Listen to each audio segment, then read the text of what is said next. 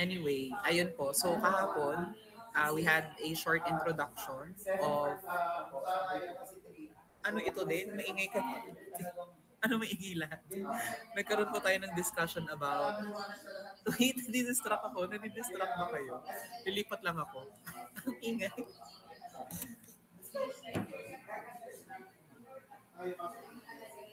Gusto niyo ba makita? Tour ko kayo sa faculty room. Ayun yung maingay. Si Sir Barreto.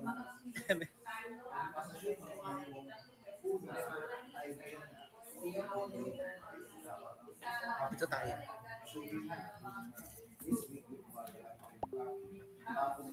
Paupo po, Ma'am Gold. Anyway, pero rinig niyo ako. Ayan, pasensya po. Nadidistract kasi ako ang lakas. Anyway, yun po, nagkaroon po tayo ng introduction of our topic, biology. And then, sabi po ni Engineer Sulit, nagkaroon din po tayo ng, or we discuss about different branches. So, meron po tayong natural science. Ano nga po uli yung under ng natural science? Kung naalala. Anyone? Ano yung dalawang science na under nun? Engineer Solis. Physics po and biology po ata yun. Opo. Ayan. So, close enough pero tama naman. Physical science and biological science. So, under ng physical science ay physics, chemistry, astronomy, meteorology, geology. Ayan. So, more on dun kayo sa field na yun, physical science. Kaya nga tulad ng sabi ko sa inyo nung orientation po natin, you are more of the field of physical science, the more reason for us, or for you to study, or to review yourself again, or to have these kinds of courses. Kasi nga, hindi nyo masyadong natatouch yung field ng biological science. Again, the more reason for us to study this course. Kaya po kayo may modern bio. So anyway, so yun po ang physical science. And then biological science, anything that encompasses life or living things. So kahapon nagkaroon din tayo ng konting parang, ano ba yun? Parang review or tingnan natin kung parang ano yung prior knowledge nyo on different ologies. So, meron tayong mga nabanggit kahapon. And then, formal science, that includes logic, mathematics, even computer science, and even AIs. And then, one thing that it is also mentioned by Engineer Sulit, nagkaroon po tayo ng discussion about characteristics of life, or how can we say that something is considered alive or has life. And one thing that he mentioned, it can regulate itself, may growth. Ano nga po yung tawag or term or scientific term na ginagamit natin when we regulate or a living thing regulates itself? Ano nga po yung tawag doon, class? Starts with letter H. Yes po, Engineer Calapia. Sir, homeostasis po. Okay, homeostasis. Ayan, so may nabanggit ng dalawa si Engineer Sulit. Can you mention other characteristic on how we can or how can we determine something has life?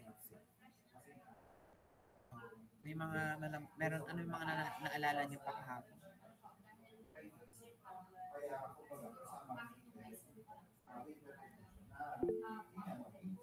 Oh yes, Engineer Calabia.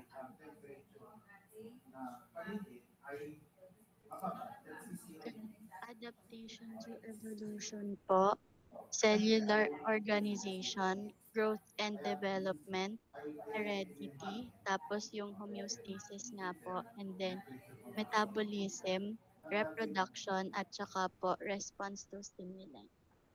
Okay, very good po. Thank you po, Engineer. So those are the 8 characteristics of life, or how can we determine something that has life. So sana po ay clear po yun, at dun naman po sa mga bagong dating ay madali lang naman yun. Very self-explanatory at madali lang naman din yung maiintindihan nyo. And on top of that, I'll be also posting those PowerPoint presentations on our Google Classroom para po ma-review nyo din po. And another thing that we discussed yesterday is scientific inquiry. So, naalala nyo ba yung mga steps on scientific method or scientific inquiry? Naalala nyo po ba? Ano yung una class?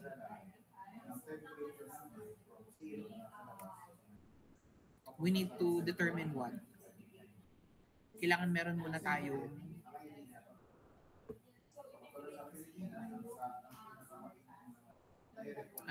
dapat muna tayo meron class? Yes po, engineers ulit.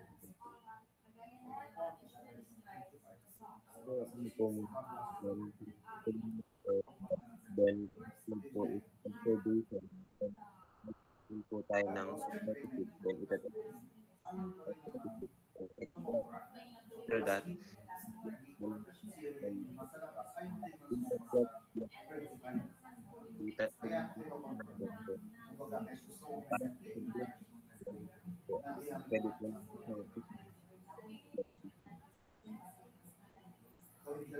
Okay. So thank you po engineer, pero parang medyo medyo parang robot ng konti. Pero for sure naman ako tama yung sinagot mo. So just a short review. So first, we need to determine a certain event or phenomenon or a situation.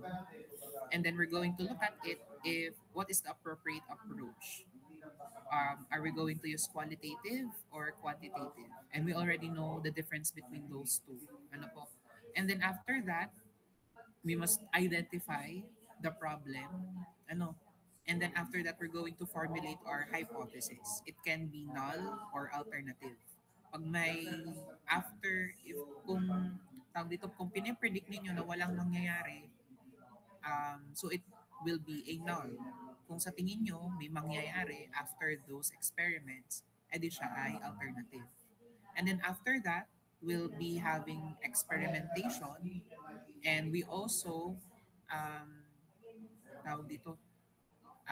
we also reviewed those different variables. So meron tayong independent, dependent, and control.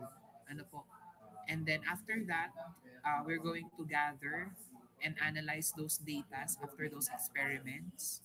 And then conclusion, and then papublish na natin. And another thing that we discussed yesterday is the difference between an inductive and deductive reasoning. Ano nga po uli yung pinagkaiba ng dalawa? Or sabihin nyo na lang kung ano yung inverted at kung ano yung upright na triangle dun sa dalawa para mas madaling maalala or ma-visualize. Yes po, Engineer Bonado. Ang sa deductive reasoning po ay general to specific po. Ang sa inductive naman po ay specific to general. Okay po, that is correct. So inductive ay specific to general, and then for deductive, nag-start tayo sa general principle or law up until we conclude to a specific outcome. And most of the time, inductive reasoning is incorrect, while in deductive, ay most of the time ay tama yung mga naging conclusion natin. Ayun. So those are some of the things that we discussed yesterday. Feeling ko naman ay na-cover natin yung review na yun. So for this morning, ay bibigyan ko agad kayo ng heads up kung kayo po ay nakain as of the moment or nagbe-breakfast, ay may mga, yung pag-uusapan kasi natin, microbiology kasi tayo ngayon. So, mga bacteria, mga viruses, mga fungi, and we will be discussing some diseases. So, kung medyo sensitive kayo with regards with pictures, I suggest, na wag muna kayong kumain pagkatapos na lang ng discussion natin. May nakain ba sa inyo ngayon? Pero kung matibay naman ang sikmura mo, kaya mo tumingin ng picture ng mga sakit habang kumakain, go, hindi kita pipigilan. Pero dun sa mga Hindi carry. Siguro after na lang ng discussion natin. Pero, kukunin ko na yung charger ko. Wait lang.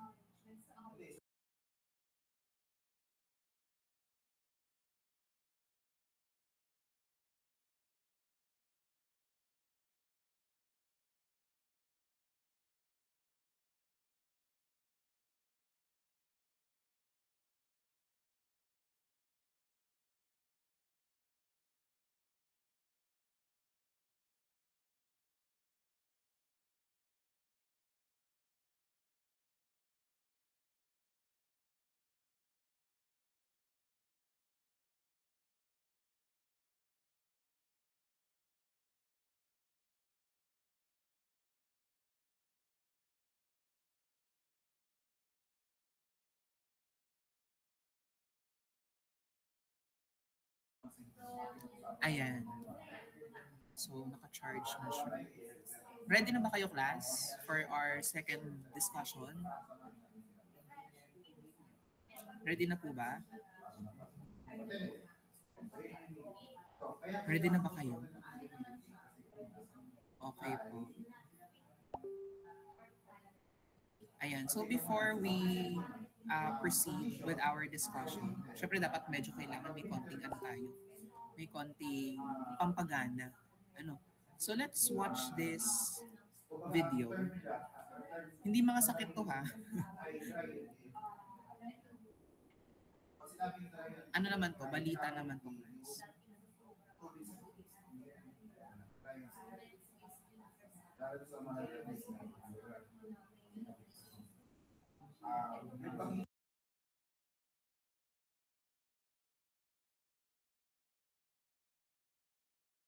Mahaba man ang araw, kaya yan. Kasama mo ang sarap ng Skyflakes.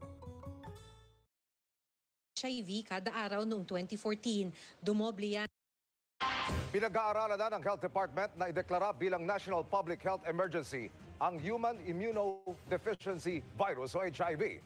Ayon sa DOH, nakababahala na raw kasi ang biglaang pagdami at pabata ng pabata pa ang nadaragdag sa mga kaso ng HIV. Nakatutok si Maki Pulido. Mula 21 new cases ng HIV kada araw noong 2014, dumoble yan sa 48 new cases kada araw noong 2024. Pero nitong Enero hanggang Abril ng 2025, umabot na sa 56 kada araw ang naitatalang mga bagong kaso ng HIV. Base yan sa pinakahuling tala ng Department of Health. Ang nakakaalarma ayon sa DOH, pabata ng pabata ang nagpopositibo sa naturang sakit.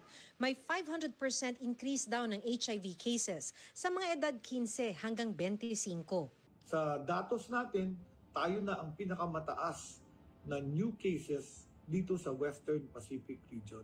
Dahil dyan, pinag-aaralan na ng DOH na ideklarang public health emergency ang HIV. Maganda magkaroon tayo ng public health emergency, national emergency for HIV dahil magtutulong-tulong ang buong lipunan. Sana noon pa, sabi ni Kael Mata, HIV positive at HIV community organizer. Hanggang ngayon daw kasi kulang sa suporta ang maraming local government unit sa mga HIV program. Pag ito ay na-declare as a national emergency, I think mauobliga na yung mga LGUs na gumawa ng mas komprehensibong programa. Sa datos ng DOH, karamihan sa mga bagong HIV cases ay mga lalaki at sila'y nagka-HIV mula sa pakikipagtalik sa kapwa lalaki. Maaring ito raw ay dahil pinadali ng social media, dating apps at chat rooms ang pakikipag-meet up para sa sex. There is nothing wrong with sexual contact if you do it safely. Kung meron kang protection, barrier protection. Pero sabi ni Mata, hindi mga dating app at chat room ang problema, kundi access ng kabataan sa proteksyon tulad ng condom. Sa buong Pilipinas, I can say is the total numbers of HIV cases among youth ay 33% sa kabuang total. Mga kabataan, if they go to health center, they ask, pwede ba makingi ng condom? Ang sagot sa kanila, saan mo gagamitin? Bakit mo kailangan? Dapat mapadali rin daw ang access sa HIV treatment hubs at testing facilities. Kaya malaking tulong ang QR code na ito na nagbibigay ng directory ng mga HIV treatment hubs at testing facilities sa buong bansa. Maaari ring itanong yan sa inyong health centers. Maliban sa mga pampublikong ospital at health center, meron din mga pribadong ospital at non-government organizations. Giit ni DOH spokesperson Albert Domingo, bukas ang testing kahit sa menor de edad na walang parental consent. Libre ang testing at libre ang antiretroviral na gamot. HIV is not a death sentence. Hinahawig nga namin yan parang high blood is at the end of your life. No, it's not. You just have to take maintenance. PhilHealth even has an HIV package. Pero sabi ng DOH, dapat wag nang paabutin sa gamutan. Maliban sa condom, may mga bagong gamot na tulad ng PrEP o pre-exposure prophylaxis na iniinom para pigilan ng HIV kung nakikipagtalik ng walang proteksyon. Para sa GMA Integrated News, Maki Pulido, nakatutok, 24 oras.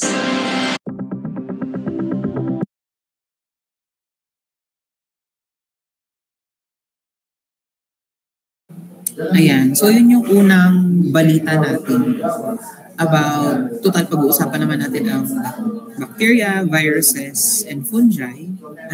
So, one of the recent timely news with regards to those topics ay yung HIV. So, ano masasabi niyo doon, class? What are your thoughts with regards na tayo na daw yung pinakamataas? Di pala daw, tayo na yung pinakamataas sa East Asia. What are your thoughts doon? Sa tingin niyo ba, class, ay sapat ba ang sex education na meron tayo ngayon sa Pilipinas? Kunyari kayo, personally, napapag-usapan ba yan ngayong college? O total kayo mga nasa college ngayon? Wait, may chat si... Sir, madami pa po kami. Hindi pa lang po. So madami pa. Madami pang nag-enroll. Inform nyo na lang ako. Anyway, so going back. Ayun po. So sa tingin nyo ba, class, enough yung sex education na meron tayo ngayon? O kayo personally, ngayong college, kahit wala siyang kinalaman, napag-usapan ba siya? Or sa tingin nyo, pa din siya? Taboo pa din? So may nakita ko nag-thumbs down. And I think, ganun din po ako. Hindi pa din talaga siya ganun na, may ilan-ilan. Pero the fact, class, na umabot tayo sa ganun, it just shows, na kulang din talaga tayo sa education with regards to those types of matter. Sa tingin nyo bakit? Sa tingin nyo ba ang Pilipinas ngayon open? Ngayon lang naging open with regards sa mga ganung topic? What do you think?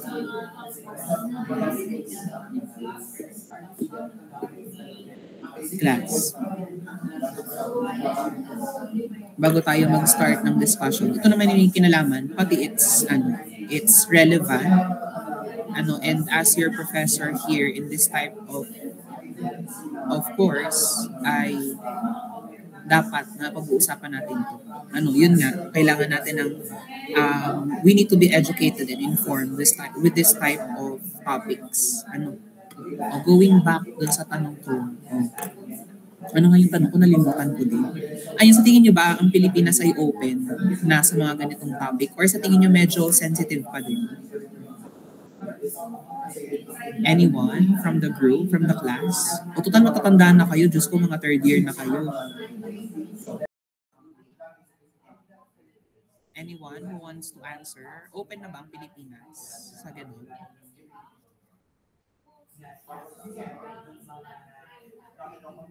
Total kahapon na pag-usapan naman natin ng ang abortion, 'di ba? So ngayon ito naman, 'di ba? Mga relevant topics yung napapag-usapan natin. Anyone who wants to answer? Sagot kayo. Para naman Oh yes, Engineer Calabia. Pero medyo sensitive pa rin po yung ibang um, Pilipino when it comes to this topic. Especially po pag ang kausap natin is mas matatanda. And ayun po, medyo pagka pinag-uusapan siya together sa mga matatanda, parang medyo nahihiya po tayo or may some point din po na medyo nashi-shame yung pagtanong natin. So, ayun po. Okay, thank you po engineer sa pagsagot. Ayan. So, sabi po ni engineer, medyo sensitive pa din po yung topic na ganito sa Pilipinas. And I agree with engineer's answer. Medyo sensitive pa din siya pag-usapan, especially when we are talking to the elders. But the good thing, lagi natin titingnan din yung good side ng mga bagay-bagay. But the good thing is, ngayon, yung mga Gen Z, tayo, yung mga kabataan, ay open sa mga ganung topics. Ay kahit sabihin natin medyo kulang pa din tayo sa education, hindi natin masasabi na wala talagang alam. Pero the sad thing about that is, hindi enough yung kaalaman natin with regards to those types of matter. Kaya umabot tayo sa ganun. And sadly nga po, pabata ng pabata. Sabi nga po dun sa balita. 50 to 25, Diyos ko. Pero again, no shame. Pero yun nga, medyo alarming siya. Yun, pabata ng pabata, yung nagkakaroon ng ganong cases, ng HIV cases. So, this is also a reminder, sa bawat isa, kahit din sa akin. Pero hindi ako sexually active na tao. Maano lang ako, pero hindi ako. Anyway, baka ginajudge na ako. Pero yun, it's just a reminder for every one of us, especially on our age, na medyo nag-explore tayo ng ating sarili. And I'm all for that. Hindi ko para i-judge or diktahan kung ano yung gusto nyong gawin. Kung gusto nyo mag-explore, kung gusto nyo mag-try ng mga bagay, actually support. I really support na, especially ngayon, kasi mahirap, yung wala kayong alam, yung mangmang kayo. So kung ngayon, especially ngayong 20s, you are exploring, you are trying things, go lang. Ang sa akin, kahit hindi na lang bilang teacher nyo na din at bilang nakakatanda na din, do it responsibly.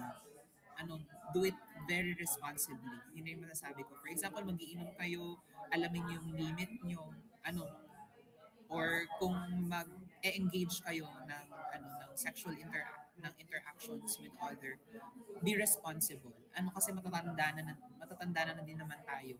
We should be responsible on the actions that we are doing. Kasi at the end of the day, hindi nyo pwedeng sisihin yung ibang tao. Ang pwede nyo lang sisihin yung sarili nyo. So you should be accountable with the decisions that you are making. You should be responsible on the things that you are doing. So ano yung mga preventive measures na pwede nating gawin para hindi tayo magkaroon ng HIV? Or STIs or STDs in general. So tulad nga ng sinabi kanina sa balita, protection. So kung kayo po ay sexually active na tao, which I don't judge, always use protection, mag-condom, and if you are familiar with PrEP, familiar ba kayo doon, class, or ngayon nyo lang narinig? Familiar ba kayo doon? Yung PrEP? Ngayon nyo lang ba narinig yung class?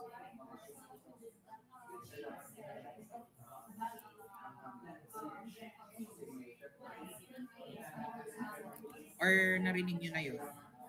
Pre-exposure prophylaxis. Narinig nyo na yung class? Anyone? Narinig nyo na yun? Gusto kong malaman kung narinig nyo na or hindi. Kasi hindi po siya vaccine. Ano po siya? O diba? Pill po siya na iniinom. O it just shows din talaga, class, na hindi talaga tayo well-informed sa mga ganun. So hindi po siya vaccine. Gamot po siyang iniinom. How about the others? Ngayon nyo lang po ba narinig yung prep? Or narinig nyo na po ba yun? Gusto ko malaman para alam ko, ano, kasi yun nga, we are talking about being informed, being educated. Narinig nyo na ba yung class? Pre-exposure prophylaxis. Ayan. So, most of you ay hindi. Ano po? So, yun class ay, for example, you are sexually active na tao. Ano, iniinom siya before ng sex. Ano, kung mag-engage kayo sa unprotected sex and ayaw nyo magkaroon ng HIV, ano, pang-protekta siya sa HIV. So, pag sexually active ka, nakukuha yun, class libre yun. Nakukuha yun sa mga LGU, sa RHU. Pwede nyo siyang hingin. Ano, kung sexually active ka na tao, ano, you have multiple partners, ano, advice ay kailangan nyo siyang i-take daily. Ano, pero kung hindi naman, you can take it before the intercourse. Ano, so isa din yung protection class sa HIV, maliban sa condom. Ano po, PrEP or yun, pre-exposure prophylaxis. Ano, meron ding isa na after ng sex. Meron din yun. Ano nga yun? Wait lang. O diba, madami sa inyo ang hindi alam. Ayun, PEP naman, post-exposure prophylaxis. Yung PEP naman, yun, or post-exposure prophylaxis, kung hindi kayo nakakuha ng PrEP, tapos feeling nyo, nakipag-sex ako, tapos feeling ko may sakit tong tao to, pwede nyo i-take yung PEP na yun within 72 hours upon exposure. Ayun. So, meron tayong pre, meron tayong post na iniinom na gamot. Ano, kung kayo ay sexually active and you have multiple partners. Ano, so, ayun. So, informed na kayo. Alam nyo na, hindi na kayo mang-mang.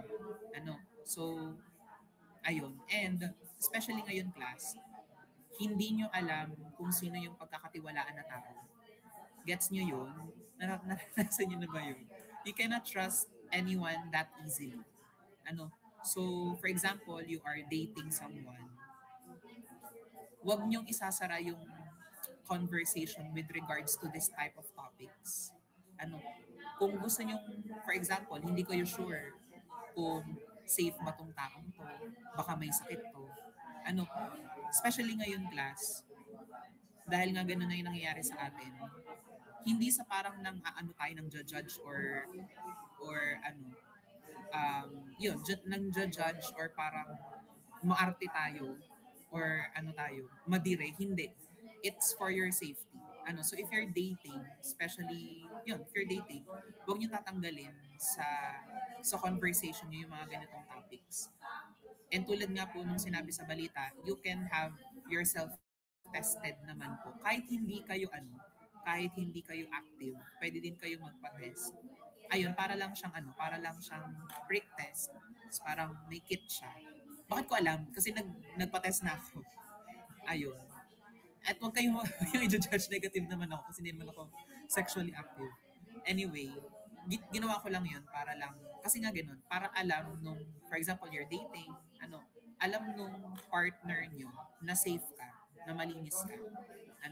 So yun, anyway, ayun, prick lang siya, tapos ilalagay siya dun sa parang pregnancy test. Tapos within 30 minutes, lalabas na yung result. Pag dalawang line, positive. Pag isang line, negative ka. Para lang din sa buntis. So, ganun.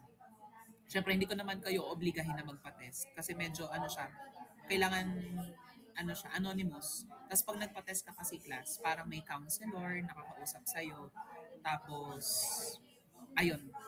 Nung ako nagpa-test, baka i-chika nyo ha.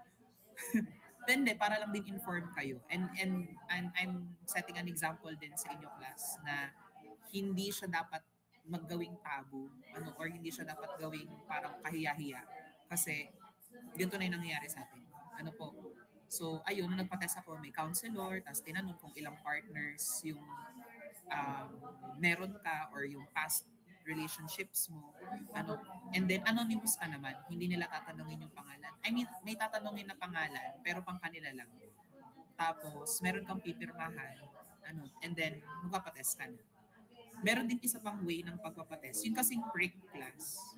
Small amount. Pero pwede din naman. Mataas din naman yung chance ng accuracy. No? Pero kung gusto niyo talaga ng mas mataas na accuracy, na 100% talaga, sa lab, ano, magpapalaboratory kayo. Kasi mas madaming dugo yung kukunin sa inyo.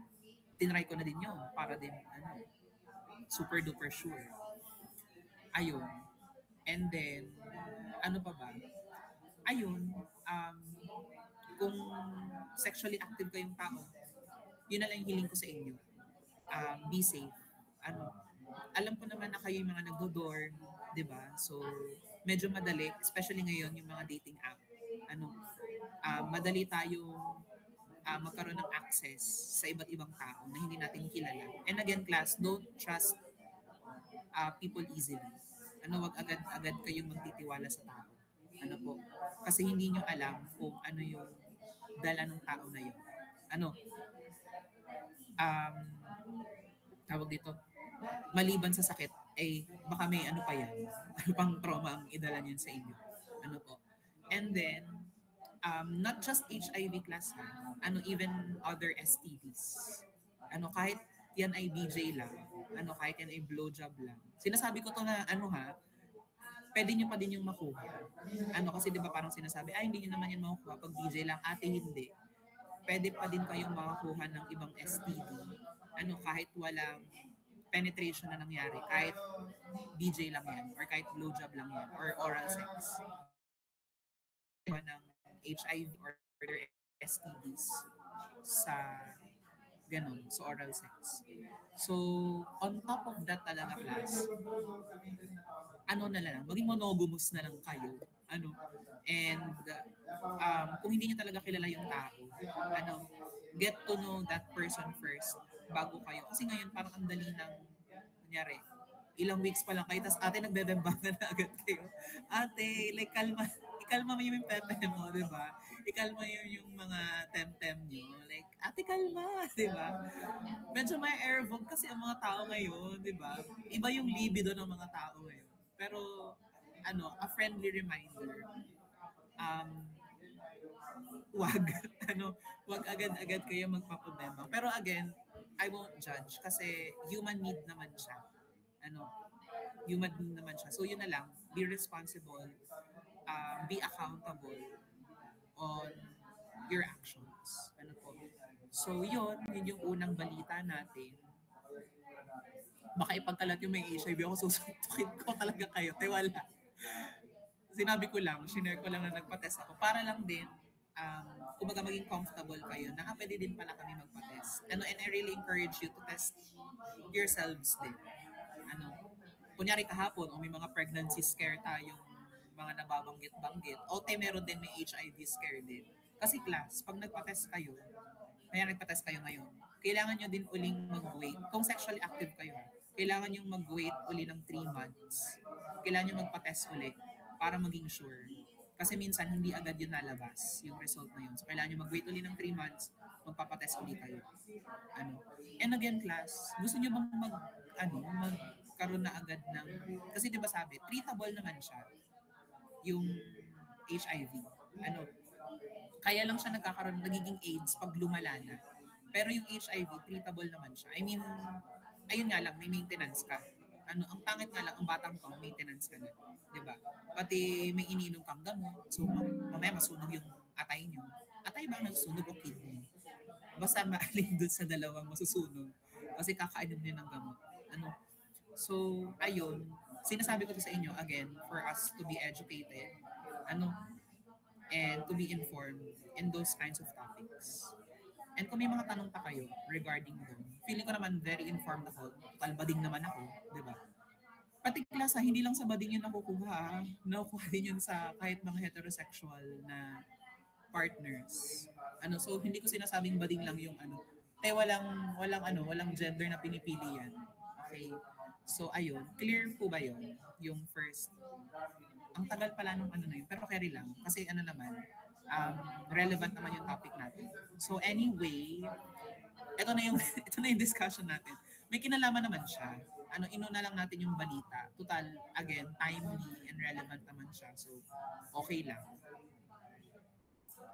So, moving on. Ayan. And because of that, our topic will revolve around bacteria, viruses, and fungi. So, kung kanina napag-usapan natin ng HIV, excuse me, meron pang nauusap pang isang sakit, di ba? Mpox naman. Nakita na ba kayo ng picture ng Mpox class?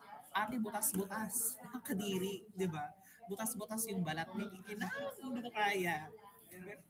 Pero anyway, ito kasi, itong PowerPoint na to, parang panahon pa to nung COVID. I mean, nung medyo may COVID pa. So parang yung example na binigay dito, COVID. Kaya din ako nagbigay ng example na recent, HIV, Mpox, para relevant tayo sa pinag-uusapan natin. So moving on, this is a branch, again, another branch of biology. So microbiology, the study of microscopic organisms such as bacteria, viruses, archaea, fungi, and protozoa. And heads up uli class, bear with our discussion kasi medyo madami tayong terms na babasahin at pag-aaralan kasi bio to. So medyo madami tayong babasahin. So again, bear with me. Makinig na lang kayo para naman itong podcast. Maganda na lang kayo, magbigay na lang kayo ng ng rows, ng rows, ng mga binibigay doon. Basta yun. Anyway, this discipline includes fundamental research on the biochemistry, physiology, cell biology, ecology, evolution, and clinical aspects of microorganisms, including the host response to these agents. So if we're talking about microbiology, of course, we'll be also talking about those organisms that are included or kasali sa pag-aaralan natin. So in general term, we're going to be talking about microorganisms. So they are microbes, are tiny living things that are found all around us and are too small to be seen by the naked eye. And most common types are bacteria, viruses, and fungi, which are the topics that we'll be discussing. These are also microbes called protozoa. These are tiny living things that are responsible for diseases such as toxoplasmosis and malaria. In this lesson, we will focus on bacteria and virus only. Meron tayong babanggitin na fungi pero konti lang. So moving on. So bacteria, they are single cell organisms. And some bacteria need oxygen to survive and others do not. Some love the heat while other prefers cold or prefer a cold environment. Meron tayong mga bacteria class na kayang mag-survive sa mga ganung extreme